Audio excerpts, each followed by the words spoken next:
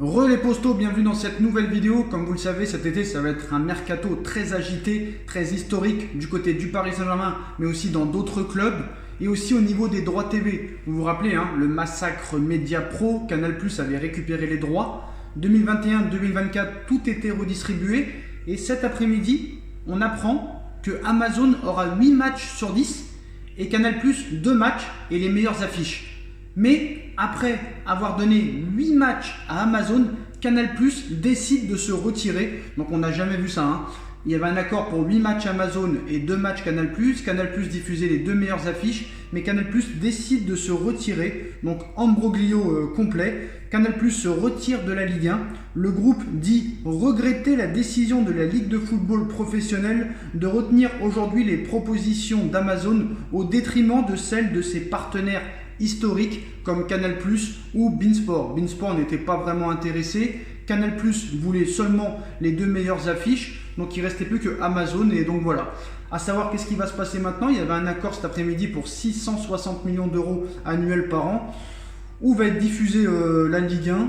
Amazon, déjà que sur Canal+ et beIN Sport c'était pas très regardé, mais alors sur Amazon, je ne sais pas s'il y a beaucoup de gens qui vont s'abonner, à savoir comment ça va se passer. On devra en savoir plus dans les prochains jours. En tout cas, les postos, le mercato continue, notamment du côté du Paris Saint-Germain. Et des nouvelles pistes. Encore une fois, des nouvelles pistes. Comme vous le savez, l'objectif numéro 1 de la saison prochaine pour Doha, pour les propriétaires du Paris Saint-Germain, c'est de gagner cette Ligue des Champions.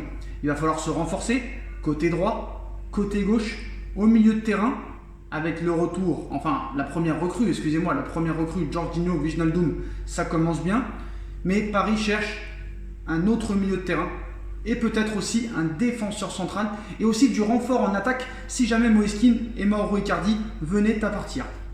En ce qui concerne l'attaque, pour l'instant pour Moïse Kean, Paris veut toujours un prêt. Everton veut au moins 40 millions d'euros. Moïse Kean attend de voir quel sera le nouveau coach d'Everton pour prendre définitivement une décision. On sait que Paris veut un prêt encore pour une année avant de pouvoir peut-être l'acheter. Everton veut du cash. À voir ce qui va se passer. Le mercato est long. Il y a encore 3 mois. En ce qui concerne Mauro Icardi, partira pas. En story, il nous explique qu'il est heureux à Paris. En interne, on dit qu'il veut retourner en Italie. La seule réelle piste, c'est soit le Milan AC, mais ça m'étonnerait vu qu'il a joué à l'Inter de Milan. Après, c'est possible. On a déjà vu des traîtres, que ce soit Luis Figo, que ce soit d'autres joueurs qui ont joué pour les deux équipes. Ronaldo, le Brésilien, qui a joué pour le Barça, pour le Real, pour le Milan, pour l'Inter. Il y a beaucoup de joueurs qui ont joué dans les deux équipes rivaux de certains championnats. Donc, si jamais Mauro Icardi venait à être vendu, ce serait soit un échange Icardi-Cristiano Ronaldo, parce qu'à l'heure actuelle, vu le salaire de CR7, seul un échange est possible, ou sinon CR7 restera. Mais on parle aussi d'autres pistes en attaque. Si jamais Moïse Kean et Icardi venaient à partir, en tout cas ce sera seulement un des deux qui partira et pas les deux, on pense à du lourd. On a parlé de Robert Lewandowski dans la précédente vidéo, mais comme vous le savez, un nom circule depuis quelques temps, c'est celui de Harry Kane, les postos. Harry Kane, qui est à l'heure actuelle est aux Spurs de Tottenham. On sait qu'il y a 3 clubs qui sont intéressés par Harry Kane: Chelsea, Manchester City, Manchester United et un 4e aussi, le Paris Saint-Germain. Harry Kane ne serait pas contre changer de championnat. On sait que Tottenham n'est pas forcément pour renforcer une autre équipe de Première Ligue. Donc Paris pourrait avoir un avantage, mais voilà, l'annonce peut-être d'un départ de Harry Kane va faire grand bruit cet été. On sait que Tottenham ne participera pas à la Ligue des Champions ni à l'Europa League, mais participera à la 3e Coupe d'Europe qui a été inventée à partir de la saison prochaine. Chelsea City serait en pole position au niveau financier. Chelsea a la prétention de faire encore un très gros mercato cet été. Donc le Paris Saint-Germain est régulièrement cité à chaque fois qu'il y a un gros joueur qui est potentiellement sur le papier des transferts, sur le marché des transferts. Paris, c'est sûr qu'ils sont là. Tottenham réclame entre 150 et 200 millions d'euros pour laisser partir sa star anglaise. On vous rappelle Harry Kane, meilleur buteur de Première Ligue et meilleur passeur de Première Ligue la saison dernière. Donc c'est quand même pas rien. La Gazzetta dello Sport fait le point aujourd'hui sur la situation d'Harry Kane, donnant d'ailleurs son départ pour acquis. D'après les informations du quotidien anglais, Harry Kane a compris qu'il devra quitter les Spurs de Tottenham pour pouvoir peut-être avoir un plus gros palmarès. Parce qu'à Tottenham, je ne pense pas que c'est possible dans l'immédiat. On sait que Levy propriétaire des Spurs est très dur en affaires, comme Aurelio De Laurentiis à Naples, comme Marotta à l'Inter, on le voit bien avec Hakimi, et d'autres présidents comme Nolito aussi à la Lazio, donc c'est chaud.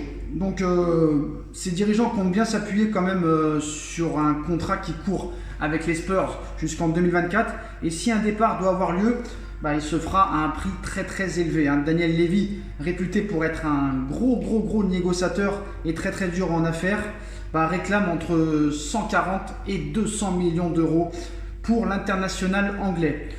C'est quand même une très grosse somme, c'est très élevé, on va pas se mentir, surtout avec la situation économique et critique de tous les clubs en ce moment. À part Chelsea, Manchester United et peut-être le Paris Saint-Germain, je vois pas qui peut vraiment s'offrir Harry Kane. Est-ce que Harry Kane acceptera de faire une saison ou plus à Tottenham sans Ligue des Champions? Je ne pense pas, parce que voilà, il a fait le passage. Voilà, il a fait son tour à Tottenham et je pense que voilà, il va vraiment vouloir partir. Est-ce que quelqu'un mettra quelque chose sur la table?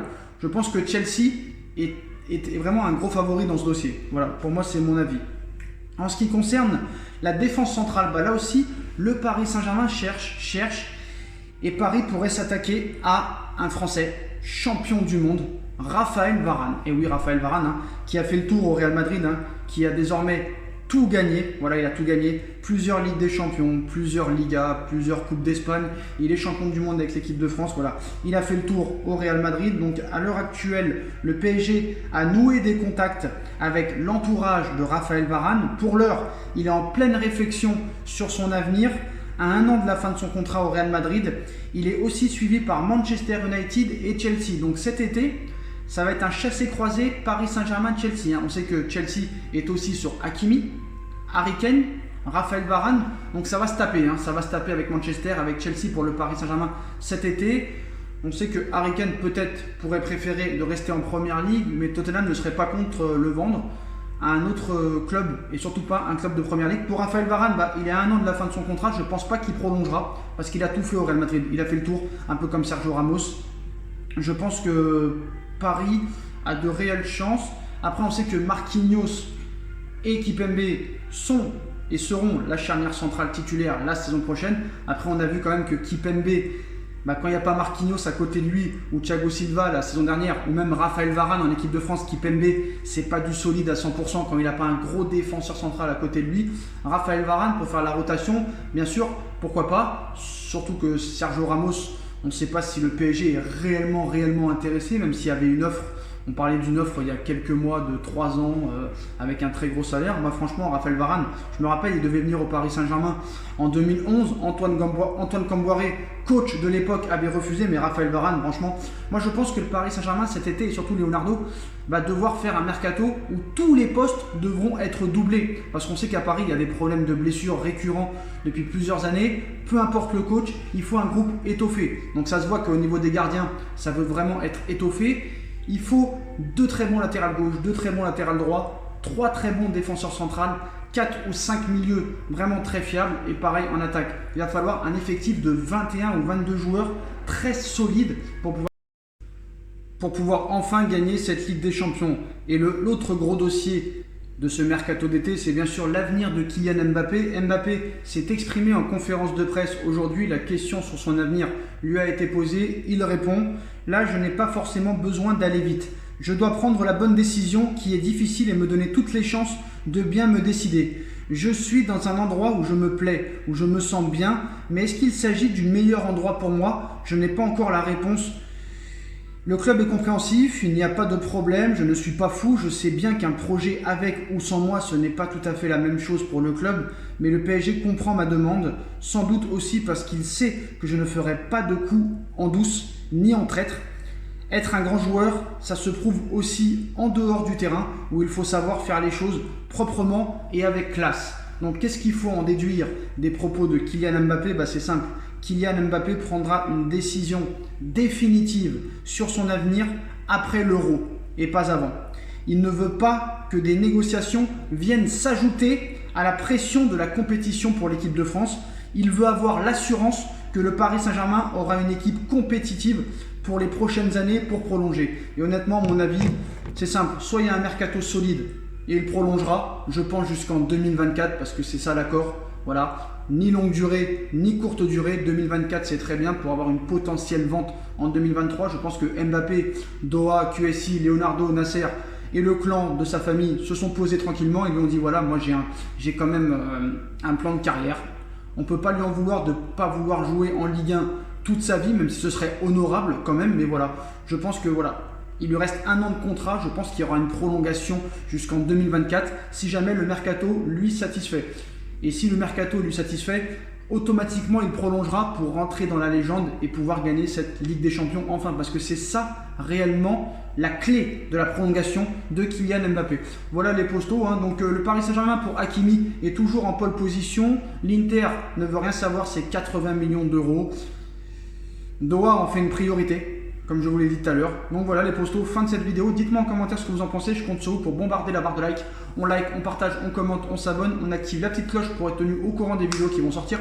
On me rejoint sur ma nouvelle chaîne YouTube, SB Foot News. On va reprendre très vite les vidéos, les postos, parce que là c'est un petit peu compliqué vu l'environnement où je suis. Mon compte Instagram SB Foot News, tous mes réseaux sociaux sont en bas en description. Ma cagnotte PayPal aussi est disponible si vous voulez faire un don pour faire évoluer la chaîne. Et je vous retrouve très vite pour une nouvelle vidéo, les postos. Tchuss!